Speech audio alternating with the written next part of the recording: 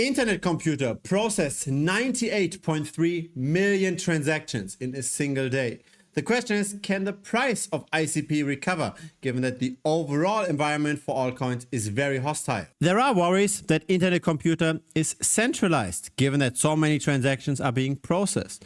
But the founder says that's really rather the ICP token ownership that matters, not the number of nodes. Here is his official statement on X, formerly known as Twitter. We can see he's taking that criticism very seriously. It's a long post. But then there are also efforts to increase usage of the blockchain. For example, there's now multi-DEX, which is still in game mode. So a beta that will probably go live rather sooner than later. So do we have a potential opportunity here? Hi, my name is Gerhard. I've been in the crypto space for the last 8 years. I hit my first million 3 years ago, and it is mainly through active trading of altcoins. My 5-year track record is on the website, linked down below. On average, I outperformed buying and holding Bitcoin by 2.3% per month. So this is a chart measured in Bitcoin. We are currently at an all-time high. And I think that's important for 2 reasons. First, most people here in YouTube, they're not willing to share their performance. But secondly, outperforming the market when in general prices tend to go down.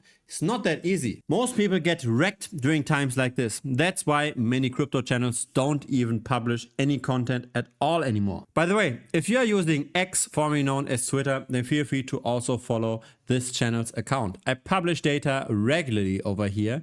The right username is over here. It's @BitcoinStrat. Make sure that you follow the right account and not a fake impersonator. Now, there are plenty of influencers discussing ICP. Maybe the most dedicated one is Jerry Banfield. He used to have a lot of subscribers, then quit crypto altogether, and now he's back again. The unique selling point of ICP is that it allows to deploy transactions completely decentralized and keep the performance as if it was traditional internet technology. It's not the user of the application that pays the gas fee. Instead, it's the deployer of the application, which makes sense because applications, they tend to be the businesses, they tend to charge fees. And that's also the party that pays for the infrastructure in traditional settings. So when it's not the user that pays for the gas, but the application, we should expect more adoption. Now, unfortunately, the ICP price did very poorly over the long term. This is the price in US dollars. Here's the price relative to Bitcoin.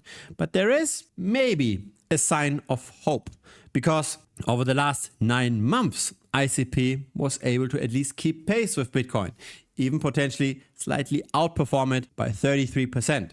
And one of the reasons might be the improvements of tokenomics, as in the issuance of ICP tokens is now slowing down massively. Here's the node provider rewards and the voting staking rewards. Still, even with the burn, even with the improvement of tokenomics, the circulating supply will continue to expand. And that's a problem if the blockchain itself cannot attract that much capital. What we see over here, that's the TVL of ICP, so the total value locked. How much capital is currently on the chain. ICP is getting used for its applications, but those applications seem to be not very capital focused. Even recently, if we just look at the development year to date, the trend is not that bullish. Here's the app revenue over time. It's minuscule. And of course, the token does very much trade in line with attention. When there's more social engagement, the price is going up. When there's less social engagement, the price tends to go down. Let's have a look at the short-term traders. So in the last 24 hours, we had roughly 5 million worth of trading volume on the spot market on Binance.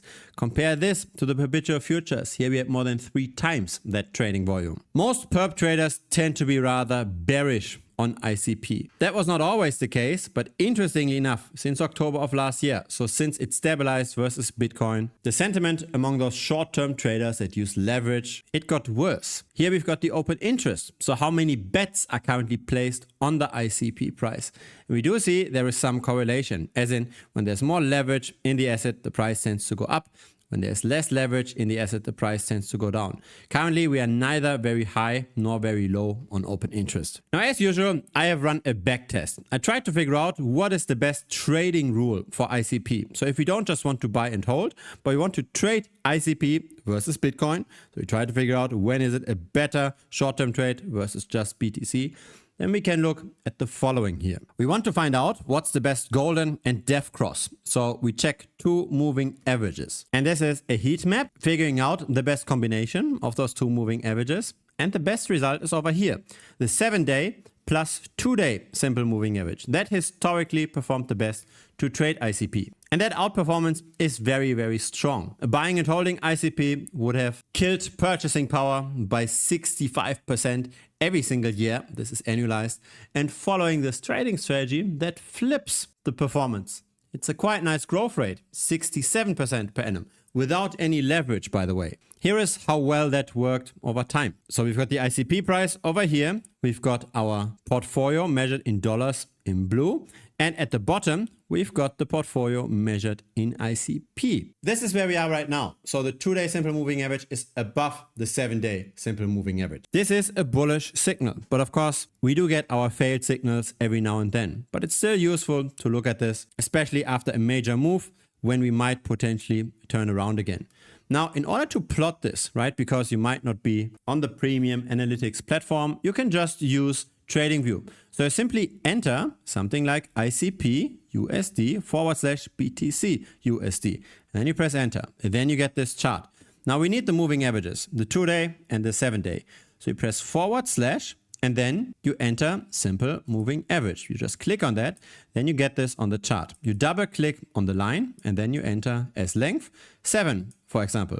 Now we've got the 7-day simple moving average. Make sure that you've got the daily chart selected. Let's change the styling a little bit just to make this a bit easier to see in this video. We then do the same exercise again, / we add the simple moving average, we double click on that, and this time we take the 2-day and we style this slightly differently, maybe in turquoise. There we go. And then we can see this was our golden cross and currently we are bullish. And that simple strategy historically outperformed buying and holding ICP massively. And so this is in general an approach that I like to follow for my altcoin trading. That's why our performance looks the way it does. We just backtest the best moving averages and then we follow those signals. For example, here Luna Classic was a very nice trade. All of those trades, by the way, can be verified, right? All of them are announced in real time in Telegram, but also via email. So here we have Terra Luna Classic, the 6 and 10-day simple moving average worked the best for that. We got a death cross over here. And then subsequently, we got our golden cross a few days later. That's when we then closed the short position. And that then made this particular trade's return. We can see not every single trade makes money here, right? But the long term, that's what matters. On average, it's 5.1% per trade, an average holding duration of 26 days per trade over a sample size of 184. So I very much like this. 48% per annum also is quite nice. And the $85 mark, that's just a reference point. So this is if you invested $10,000 into every single trade. To make this as objective as possible, as easy to manage as possible. Now, the current open trades I of course cannot share here on YouTube, but there's a new website and that's in the pinned comment linked down below. One premium trade that I currently have open and that many premium members have open as well is over here. You can get that premium trade for free without any payment, without any credit card, either via Telegram. So you just click on that button or you scan this QR code, or alternatively via email, just plug in your email over here and you will get that trade. You will also get a tutorial video on how to actually execute that trade. It's all explained in that premium video as well. So you can start off, make your first money with the strategy. And then subsequently, if you like it, you can of course also try out premium directly. That, by the way, has also a 7-day money back guarantee. So there's no risk in trying. Again, I don't think that many people are willing to share their history like this. If it's your first time here, feel free to subscribe. I publish this regularly. A like would be very much appreciated as well. It helps the channel grow. See you next time. Cheers.